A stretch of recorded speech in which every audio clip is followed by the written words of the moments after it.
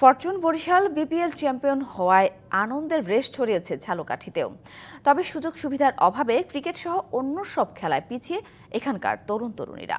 জেলা শহরে দুটি স্টেডিয়াম থাকলেও নিয়মিত খেলাধুলা না থাকায় তা এখন গোচারণ ভূমিতে পরিণত। তবে সংশ্লিষ্টরা বলছেন শিগগিরই সংস্কার শেষে খেলাধুলার উপযোগী হবে মাঠ দুটি। ঝালকাঠি পৌর স্টেডিয়াম শহরের থানা রোডে ৩ একর জমি নিয়ে এই মাঠ যেন দেখার কেউ নেই।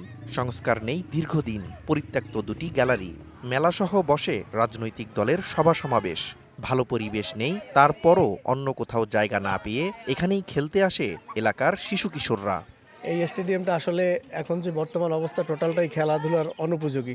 এইখানে ওপেন মাঠ, সিকিউরিটি বলতে কিছু নাই। প্রায় একই দশা বীরশ্রেষ্ঠ শহীদ ক্যাপ্টেন মহিউদ্দিন জাহাঙ্গীর স্টেডিয়ামের। শহরতলির বিকনা এলাকায় ৯.৫ একর জমির উপর গড়ে তোলা এই স্টেডিয়ামে অধিকাংশ সময়ই গরু চড়ান স্থানীয়রা।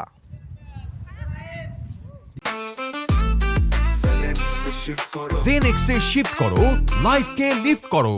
স্টেডিয়ামটি মূল শহর থেকে ২ কিলোমিটার দূরে হওয়ায় সাড়া কম দর্শকদের। অভিযোগ আছে খেলাধুলা আয়োজনে যথাযথ ভূমিকা নেই জেলা ক্রীড়া সংস্থার। তবে কর্মকর্তারা বলছেন মাঠমুখী করার উদ্যোগ নেওয়া হয়েছে ছেলে মেয়েদের। আমাদের জেলায় পিচ নাই, কংক্রিট নাই, প্র্যাকটিস করার মতো ভালো ফ্যাসিলিটি নাই। আমাদের এই আউটফিল্ড খারাপ, মাঠের যে স্টেডিয়ামের বাথরুম ঠিক নেই, খেলা চালানোর মতন পরিবেশ মাঠে এখন নাই। ক্রীড়া সংস্থা থেকে ভালো কোনো উদ্যোগ নেওয়া হচ্ছে না। স্টেডিয়ামটি শহরের একটু দূর হওয়ার কারণে ছেলেমেয়েরা এদিকে খুব বেশি আসতে চায় না। তো আমরা বিভিন্ন প্রতিযোগিতা আয়োজনের মাধ্যমে ছেলেমেয়েদেরকে যদি স্টেডিয়ামমুখী করতে পারি তাহলে আস্তে আস্তে দর্শক এদিকে আসবে। আর জেলা প্রশাসক জানালেন শিগগিরই সংস্কার শেষে খেলাধুলার উপযোগী হবে মাঠ দুটি।